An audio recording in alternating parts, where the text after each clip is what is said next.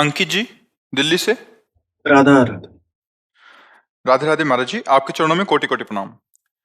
महाराज जी, अधिकतर प्रश्नों के उत्तर आपके श्रीमुख से एकांतिक वार्तालाप और सत्संग से मिल जाते हैं।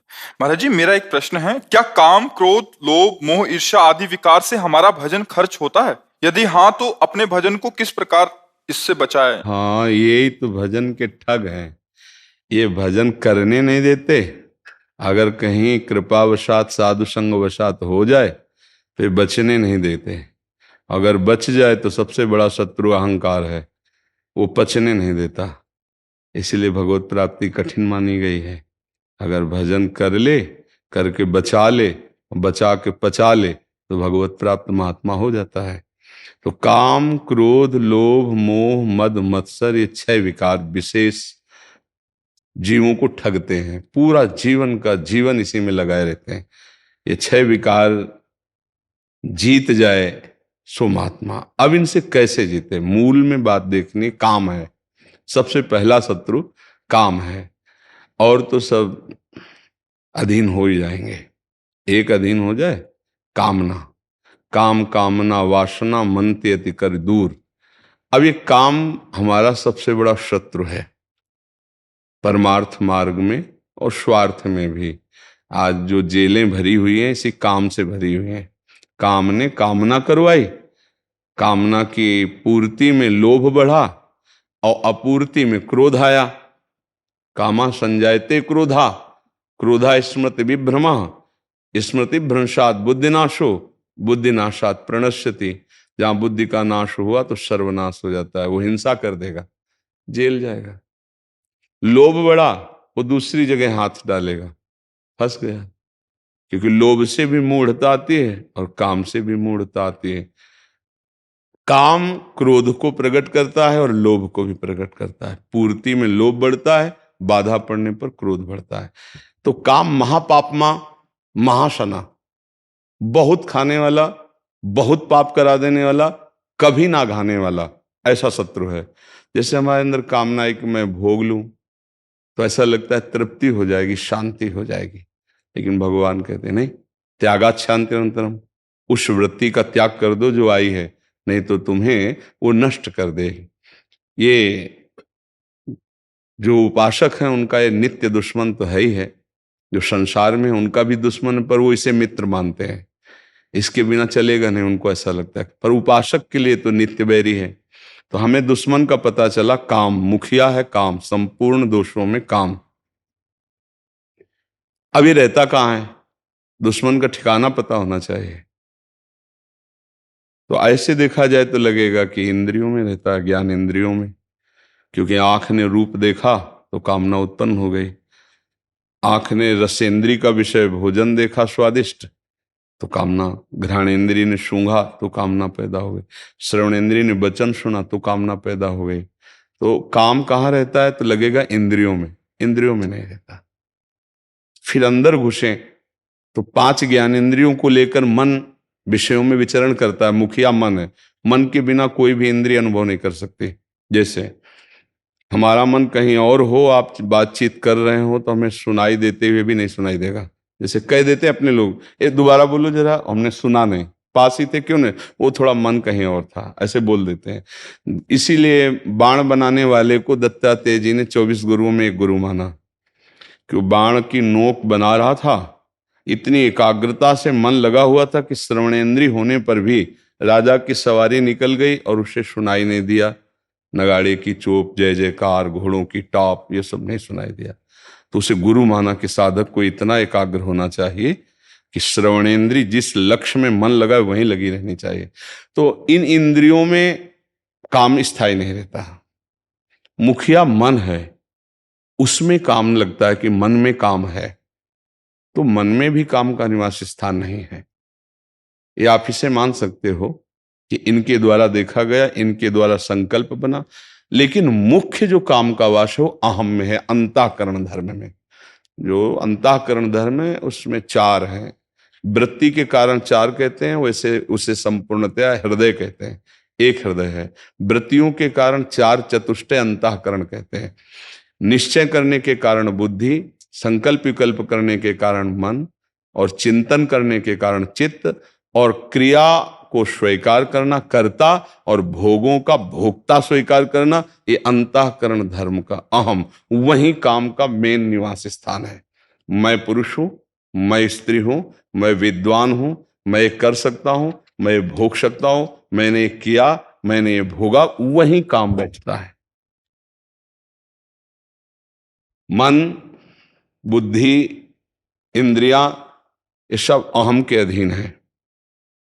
बुद्धि वही निश्चय करेगी जैसा हम चाहेंगे, उसके विपरीत नहीं होगी। अब हम अपने को आत्मस्वरूप ना मानकर अंतःकरण धर्म से युक्त होकर अपने को पुरुष मान लिए, ये गलती हो गई है। ये माया से भ्रम हो गया। ये इंद्रियां, ये मन प्रकृति के हैं, प्रकृति में आकर्षित हो रहे हैं। मना कष्टान इंद्रियाणि प्रकृति स्थान कर सकती। और आप ममैवांशो जीवलोके जीवभूता सनातना, आप सनातन भगवान के सनातन अंश हैं। आपके हृदय में ये जो अहम स्थित हो गया है कि मैं पुरुष हूं, यही कर्ता भोक्ता भाव, इसी में काम रहता है। अब पता चला अहम रूपी महल में काम रहता है, सारे दोष यही रहते हैं अहम में। अहम गलित हो जाए, अर्थात ये अहम की बिल्डिंग गिर जाए तो हर चोर भाग जाएगा। तो इसके दो भाव हैं गिराने के, एक ज्ञान योग के द्वारा और एक भक्ति योग के द्वारा। भक्ति योग में अहम को गुरुदेव के चरणों में समर्पित कर देते हैं, आराध्य देव के चरणों में समर्पित कर देते हैं। अब जो ये कहें करें हम सोई, आयस लिए चले निज दासी, मन क्रम वचन त्रिशुद्ध सकल मत, हम श्री हित हरिवंश उपासी। मेरे गुरुदेव जो आदेश करके साधना व्यवहार बताया, उसके अनुसार मैं चलूंगा। मैं गुरुदेव के चरणों का बिका हुआ दास हूं, कृतो हम। ये भक्ति और ज्ञान गुरुदेव के चरणों की उपासना से प्रकट हुए विवेक की तीखी धार से स्थूल सूक्ष्म कारण तीनों शरीरों से जो मैं रहित हूं, उसका जब शुद्ध मैं का, जिसके आगे कोई उपाधि नहीं, शायद आप समझ पाए ना, कोई उपाधि नहीं है। जितनी भी उपाधियां हैं, जितने भी पद हैं, जितनी भी स्वीकृति, वो सब प्राकृतिक है। मैं विद्वान हूं, मैं धनवान हूं, मैं ज्ञानी हूं, मैं अमुक हूं, मैं अमुक हूं। जहां मैं के साथ कुछ लगता है वो माया होती है। शुद्ध मैं में माया का प्रवेश, वो मेरा स्वरूप है। इस मय में अहम जनित दोष काम क्रोध आदि लोग प्रवेश नहीं कर सकते। और या तो ज्ञान के द्वारा ज्ञान का प्राप्त करना बहुत कठिन है। सहज सरल और वैसे ज्ञान हो जाएगा, वह भगवान की भक्ति, गुरुदेव की भक्ति। इष्ट देव के चरणारविंद में प्रीति बिना इष्ट देव के प्रेम में डूबे हुए महापुरुष के नहीं होती। अगर भगवत प्रेमी महात्मा ना मिले तो कोई भगवत प्रेम प्राप्त ही नहीं कर सकता। आप वृंदावन आए हैं, आपको अमुक अमुक जगह दर्शन करना, बिना गाइड के कर पाओगे क्या दर्शन? किसी न किसी से गाइड पूछना ही पड़ेगा कि भाई आप हमें बता सकते हैं रंगनाथ जी किधर जाना है? हाँ, आप हमें बता सकते हैं निधिवन किधर? तो जो जानता है वही तो आपको बता पाएगा। तो भगवान के रहस्य को भगवान के भक्त जन, प्रेमी जन जानते हैं। तो जब हमें भगवत प्रेमी महात्माओं का संग मिला तो मुझे अनुभव हो जाना चाहिए कि हमारे ऊपर हरि की बहुत कृपा है। अब हम अपने अहम को उनकी आज्ञा में समर्पित कर दें। अहम समर्पित हुआ कि पूरा ठीक हो जाएगा। जैसे ट्रैक्टर और टाली का संबंध करने वाला होता है ना बीच में, तो ऐसे ही प्रकृति का और हमारा जो गठबंधन हो गया, यद्यपि मिथ्या है, हुआ ही नहीं, पर जो अनुभव हो रहा है वो अहंकार। संस्कृति मूल शूल प्रदनाना, सकल शोक दायक अभिमाना, ये अहम देहाभिमान। मैं स्त्री, मैं पुरुष, मैं विद्यारूप महत्व कुल धन जौवन अभिमान, ये हमें फंसा लिए, इसी में विकार रहते हैं। तो अहम भक्ति से गलित हो जाए या ज्ञान के द्वारा त्याग दिया जाए, तभी निर्विकार हुआ जा सकता है, दूसरा कोई उपाय नहीं। ये दान पुण्य तीर्थ स्नान इनसे नहीं दूर होने, प्रवचन सुनना प्रवचन करना इससे दूर नहीं होता, नहीं, ये होता है गुरुजनों की चरणों की उपासना से। जड़ भरत जी ने जब रहुगण को उपदेश किया तो उन्होंने कहा किस साधन से ब्रह्मबोध प्राप्त होगा? शुद्ध ज्ञान या भगवत प्रेम। तो उनका रहुगणित तपसा न याति न चेज्या न निरूपणाद गृहाद्वा न छंदसा नैव जलाग्नि सूर्यो बिना महत्पाद रजोभिषेकम। बिना महापुरुषों की चरण रज से अभिषिक्त हुए, अर्थात उनकी आज्ञा में रहे, कोई इस ब्रह्मबोध को नहीं प्राप्त कर सकता, न भगवत प्रेम को प्राप्त कर सकता है। जहां अहम गलित हुआ दैन्यता आई भक्ति मार्ग, तहां सारे विकार खत्म हो जाते हैं। शुष्क और कठोर हृदय में काम का अधिकार होता है, द्रवित निर्मल हृदय में भक्ति का अधिकार, प्रेम का अधिकार होता है। वहां भगवान प्रकाशित हो जाते हैं। काम क्रोध मद मान न मोहा, लोभ न क्षोभ राग नहीं द्रोहा, जिनके कपट दंभ नहीं माया, तिनके हृदय बसहु रघुराया। जिनके हृदय से काम क्रोध मद लोभ मद ये सब राग द्वेष मात्सर्य सब नष्ट हो गए भगवान के भजन के प्रताप से, गुरु की शरणागति के पर उनके हृदय में भगवान प्रकाशित हो जाते हैं। एक बार भगवदानंद स्फुरित हुआ, अब जीवन में कभी इनका प्रवेश नहीं होगा। ऊसर बरसे तृण नहीं जामा, संत हृदय जिम उपज न कामा। कोई कामना उसके हृदय में नहीं रह जाती। बात समझ पा रहे हो आप? इस शुद्ध अध्यात्म की चर्चा। महर्षि, स्वामी जी से भी एक ऐसा ही प्रश्न हुआ था, उसके उत्तर में थोड़ा सा हमें लग रहा है कि एक बार आपसे समझना जरूरी है। महर्षि जी, स्वामी जी से किसी साधक ने प्रश्न किया, काम वृत्ति का नाश कैसे हो? स्वामी जी बोल रहे हैं, शरीर के साथ अपना संबंध मानने से ही काम वृत्ति पैदा होती। समझ रहे?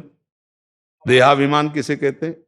देहाभिमान शरीर के साथ संबंध मानने से। हमारा स्वरूप सत्ता मात्र है, सत्ता मात्र की तरफ वृत्ति रहने से काम वृत्ति का नाश हो जाता है। हाँ, सत्ता का समझ रहे हो, जिसमें कोई उपाधि नहीं।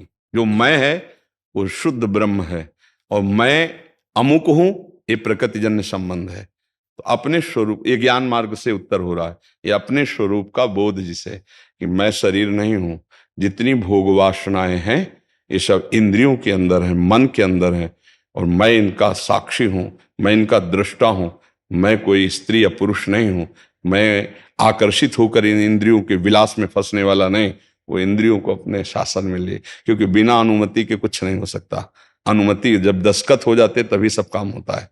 जब ये स्वीकृति हो गई, हाँ मैं भोगूंगा, अब सारा प्रोसेस मन कर देगा, सारी व्यवस्था वो बना देगा। और आपने हट कर लिया नहीं, बुद्धि के निश्चय में डाल दिया नहीं, अब वो परास्त नहीं कर पाएगा। पर ये नहीं कब आएगा?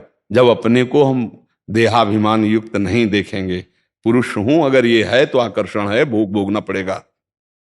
ये बात समझो। सत्ता मात्र जो अपने को देखता है, सत्ता मात्र की तरफ वृत्ति रहने से काम वृत्ति का नाश हो जाता है, कारण कि सत्ता में विकार नहीं है और विकार में सत्ता नहीं है। हाँ, स्वरूप में किसी भी तरह का अभाव नहीं, वो सच्चिदानंद सुखमय है। पर ये ज्ञान मार्ग है, ये ज्ञान मार्ग है। अब इसको सरल भक्ति, सत्ता है श्री भगवान, है ना? उन्हीं के द्वारा सृष्टि का सृजन, पालन और लय होता है। श्री भगवान ही हमारे गुरुदेव के रूप में है। गुरु ब्रह्मा गुरु विष्णु गुरुदेव महेश्वरा, गुरु साक्षात परब्रह्म तस्मै श्री गुरुवे नमः। अब अपने को गुरु के अधीन कर देते हैं, उनकी आज्ञा में चलते हैं, हम अपने आप समर्पित हो जाएगा। हमारी सत्ता भक्ति, हमारी सत्ता श्री भगवान है। अपना विस्मरण, श्री भगवान का स्मरण, ये भक्ति। और सब कुछ विस्मरण, केवल स्वरूप का स्मरण, ये ज्ञान। अपने आप से अपने आप को पाना, ये बड़ा कठिन। ज्ञान का साधन बहुत कठिन साधन है, और उसमें गिरने में देर नहीं लगता, कोई पकड़ने वाला नहीं है। और भक्ति के साधन बहुत सरल हैं, पर इसमें भगवान का विशेष कृपा प्रसाद रहता है। करो सदा तिनके रखवारी, जिम बालक राखे महतारी। भगवान ऐसे रख, इसलिए मुझे सहज सरल भाव से अपना अहम गुरुदेव की आज्ञा में समर्पित कर दें। गुरुदेव की आज्ञा, शास्त्र सम्मत आज्ञा, संत आज्ञा, वो आपको निर्विकार कर देगी। निरंतर नाम जप करते हुए, सदाचरण करते हुए भगवान को समर्पित हो जाएं। सदाचरण, ये तो सर्वाणि कर्माणि, समस्त कर्म भगवान के चरणों में समर्पित हुए, नाम जब चल रहा है, गुरु आज्ञा से कोई पाप अपराध नहीं बन रहा, थोड़े दिन के बाद आप देखोगे हृदय निर्मल शांत, कोई चाह नहीं रह गई। ब्रह्मभूता प्रसन्नात्मा न शोचते न कांक्षते। ऐसी भक्त की स्थिति होती। जाहि न चाही कबहु कछु, तुम सन सहज सने, बसो निरंतर तासुर सुराउर निजगे। जिसके हृदय में कोई चाह नहीं है वही महान भागवत है। जिसके हृदय में कोई सोच, कोई कामना नहीं है, वही परम ज्ञानी है। और ये तभी होता है जब अंतःकरण का अहंकार प्रभु में लय हो जाए, या ज्ञान के द्वारा उसको अपने से अलग देखे, अपना सत्ता स्वरूप और स्थूल सूक्ष्म कारण तीनों को बाधित कर दे। वो बहुत कठिन है, बातें बनाना नहीं, वो बहुत कठिन है। जी, इसलिए उसमें आगे और भी थोड़ा जी, बताइए। विचार करने से अथवा भगवान से प्रार्थना करने से भी से बचा जा सकता हाँ, ये विचार करना बहुत पवित्र बुद्धि की बात है। जब हमारा ड्राइवर है नशे में है, तो क्या विचार करेगा कि हमको कौन सा सही मार्ग है, कौन सा गलत मार्ग है। शरीर एक रथ है, इंद्रियां इसके घोड़े हैं, मन इसकी लगाम है, बुद्धि इसका सारथी है, और जीवात्मा इसका रथी है। अब जीवात्मा, अब वो लगाम जो पकड़े हुए सारथी बुद्धि है, वो नशे में हो गई है, बुद्धि भ्रष्ट हो गई है। काम क्रोध लोभ मोह मद मत्सर का ऐसा नशा चढ़ गया कि वो भूल गई है कि हमारा मार्ग है भगवत मार्ग। हमारा मार्ग है जितेंद्रियता, मनोनिग्रह, निरंतर भगवत चिंतन का। अब वो इसमें फंस गई, इतना धन मिल जाए, ये भोग भोग लूं, अमुक अमुक पद मिल जाए, ऐसा हो मैं सुखी हो जाऊंगा। बस इस गलती से वो बुद्धि सलाह देती चली जा रही, नश्वर नाशवान संसार के भोगों की चाह में भटकना, पूरा जीवन भटकता। अब कैसे उसे, तो विचार कैसे हो सकते हैं? विचार तो पवित्र बुद्धि में होते हैं। अब वो पवित्र बुद्धि कहाँ आती है? वो तो सत्संग से आती है। बिनु सत्संग विवेक न हुई, विवेक से ही विचार होता है। राम कृपा बिन सुलभ न सोई। तो यदि हम सत्संग, फिर वहीं घूम के आगे, सत्संग सुने, गुरुजनों के चरणों का आश्रय रखे, तो हमारे विचार पावन हो सकते हैं, विवेक जागृत। और प्रार्थना, जब अपने किसी विचार की सामर्थ्य न रह जाए, किसी साधन की सामर्थ्य न रह जाए, कोई बात समझ में ना, उस समय हाथ उठा के भगवान से एकांत में, नाथ बचा लो, मेरे अंदर गलत वेग आ रहा है, प्रभु शांत कर दो। वो बड़े करुणा में है, वो आपको बचा लेंगे। यदि आर्त भाव से पुकारा तो, बिना भाव के अगर आप, तो उस भगवान नहीं सुनते हैं। भाव पूरित टेर ही करती मुझे लाचार। अब भाव कहां से आएगा? भजन से आएगा। जितना भजन करोगे, नाम जप करोगे, उतने ही पवित्र भाव आएंगे। जितना बढ़िया भाव आएगा, उतने ही आप निर्विकार होकर परमानंद में डूबेंगे। भाव ये बाजार में नहीं मिलता है। पहले हमारे अंदर अनर्थ जो भरे हैं, पाप प्रवृत्तियां, दुर्वासनाएं, ये नष्ट हो तब भाव आएगा। अभी तो काम भाव है, क्रोध भाव है, लोभ भाव है, मोह भाव, भगवत भाव कहाँ है? इसलिए नाम जप करें, भगवान के आश्रित रहें अंदर हृदय से, गुरुदेव संत महात्माओं के वचनों के अनुसार चलें, पक्का सब ठीक हो जाएगा, चिंता ना करो। अगर ठीक ना होता तो फिर आज तक कोई भगवत प्राप्ति ही नहीं कर पाता। लाखों ने भगवत प्राप्ति की है, लाखों भगवत प्राप्त हैं, लाखों आगे होते रहेंगे। ये भगवान की सृष्टि। पर ऐसा तो नहीं कि भगवत प्राप्त होने के बाद मुकुट लग जाता हो कि भाई ये देखो इनके मुकुट लग गए, भगवत प्राप्त हो गए। नहीं, पहचानना कठिन है। भगवान भक्त को, आज की चर्चा में था सत्संग में, कि भक्त को या तो सिर्फ भगवान जानते हैं, और या उसी कोटि का कोई भक्त हो तो देख के जान लेगा स्थिति क्या है, अन्यथा नहीं जाना जा सकता। तो भगवान से हम प्रार्थना करें कि हमें ऐसे संतों का संग मिले, हमें ऐसा वातावरण मिले जिससे हम निष्कामता की तरफ आगे बढ़ें। दर्शन, संभाषण, आहार विहार, संग, इसका बहुत बड़ा प्रभाव होता है। जैसे हम ऐसे दृश्य देखें जिनमें विलासिता है, काम भाव बढ़ाने वाली, ऐसी हम बातें सुने, ऐसे हम लोगों का संग करें, तो फिर साधना करते हुए भी वो निष्काम नहीं हो पाएगा, वो काम विजयी नहीं हो पाएगा। इन पर जरूर ध्यान देना है कि हमको ऐसे इंद्रियों से दृश्य नहीं देखने गंदे, ऐसी गंदी बात नहीं सुननी, ऐसा गंदा भोजन नहीं करना जो हमको बार बार गलत प्रेरणाओं में ले जाए। भोजन का प्रभाव होता है। जैसे जो मदिरा पीते हैं, मांस खाते हैं, तो वो फिर व्यभिचार भी करेंगे, वो फिर गंदे चिंतन में रहेंगे, क्योंकि वो गंदा आहार उनको गंदा चिंतन ही कराएगा। आहार आपका सही है, संग आपका सही है, साधन में चल रहे, धीरे धीरे सहत सहत बाढ़े भगति, एक दिन ऐसी भक्ति की प्रेमाग्नि जगेगी, ये सब भस्म हो जाएंगे। काम क्रोध लोभ मोह मद मत्सर सब नष्ट अगर ना होता तो कोई भगवत प्राप्त ना होता। गृहस्थी और विरक्ति में लाखों भगवत प्राप्त हो चुके हैं। तो हमको निराश नहीं होना, हम भगवान के अंश हैं, हमें कोई परास्त नहीं कर सकता। जब तक हमसे भूल हुई तब तक हुई, अब लो नशानी अब ना नशे हो, अब ठीक से चलूंगा। समझ पा रहे हैं आप? जी।